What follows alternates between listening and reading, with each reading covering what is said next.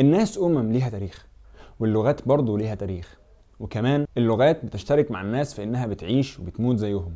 عشان كده كلامنا النهارده عن فكرة اندثار اللغات وليه بتحصل وايه بيحصل لما اللغة بتندثر، والموضوع ده حلو ولا وحش وايه تأثيره.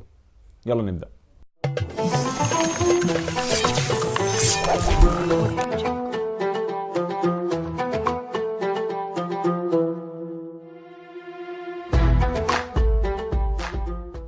في الأول خلينا نقول يعني إيه أصلا لغة ميتة وليه لغة ممكن تموت. اللغة الميتة زي ما واضح من الاسم يعني لغة الناس بطلوا يتكلموها بالتدريج فبتوصل لمرحلة الموت أو الانقراض أو الاندثار. التلاتة مسميات لنفس الحاجة. أكيد هيجي في بالك سؤال، طب وليه الناس ممكن تبطل تتكلم لغة ما؟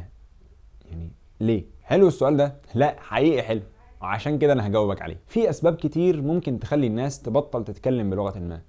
عوامل منها بتبقى كفاية لوحدها، يعني الحاجة دي لو حصلت خلاص الناس هتتوقف عن الكلام باللغة دي، وعوامل تانية بيبقى تأثيرها أقل وبتحتاج عوامل معاها تساعدها عشان تعرف تشتغل كويس. يعني الأسباب ممكن تكون طبيعية، زي إن عدد الناس أصلا بيقل سواء لعزوفهم عن زيادة النسل مثلا، أو تكون أسباب جبرية أو قهرية زي عمليات التغيير الجبري أو القسري للغة اللي بيقوم بيها بعض أنظمة الاستعمار والاحتلال، أو جرائم التطهير العرقي زي اللي حصل وقت الاستعمار الأوروبي لأمريكا وأستراليا في الأول. حصل وقتها إنه في لغات من اللغات الأصلية، والله أمريكا وأستراليا ما كانوش بيتكلموا إنجليزي في الأول. في بعض اللغات الأصلية انقرضت نتيجة تفشي أمراض كتير جدا اتنقلت للمواطنين الأصليين للمناطق دي بعد دخول الأوروبيين لمناطقهم، والمناطق اللي ما دخلهاش الأمراض دخلها الأوروبيين نفسهم وخلصوا على كل الناس اللي عايشين فيها. وتخيل يا مؤمن انه في احصائيه ظهرت في بدايه الالفيه الثالثه بتقول انه في 7000 لغه موجوده معرضين للانقراض. تخيل انه 7000 لغه بيودعوا. وفي سنه 2004 في تقديرات قالت انه على سنه 2050 هيكون 90% من اللغات الموجوده دلوقتي خلاص طاروا ما عادش موجوده. واخر احصائيه هقولها لك ان اليونسكو قالت اننا بنفقد كل اسبوعين لغه.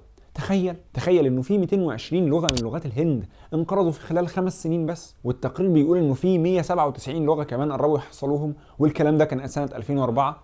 هتقول لي طيب وانا مالي، ما يندثروا ولا ينقرضوا، انا اصلا مش مهتم اعرف. هقول لك لا، حقك ما تبقاش مهتم، بس اقعد بس اسمع وهتفهم انا ليه بحكي لك كل الكلام ده.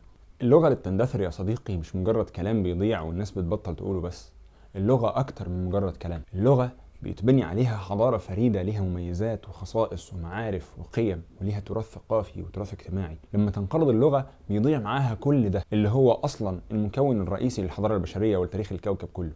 عرفت بقى ليه الموضوع مهم ولازم يشغل تفكيرك؟ لو لسه مش مقتنع استنى الحلقة الجاية عشان تسمع حكايات عن لغات كانت موجودة واختفت وتفهم أكتر عن أهمية الموضوع ده. ومن هنا لحد الحلقة الجاية أنت عارف بقى محتاج تعمل إيه. هتدوس إعجاب للحلقة دي وتفتح المصادر اللي تحت في الوصف عشان تاخد خلفية أكبر عن الموضوع، وبعدين ترجع تقول لي رأيك هنا في التعليقات، وتاخد الحلقة كده من زرار المشاركة في إيدك تبعتها لأصحابك يتفرجوا هم كمان عشان توعيهم، وبالمرة تشوف لو في حاجة فاتتك من الحلقات تتفرج عليها. ولو مش عامل اشتراك هتلاقي زرار الاشتراك تحت الإعجاب. على ما تخلص كل ده إن شاء الله نكون جهزنا الحلقة الجاية. نشوفكم على خير.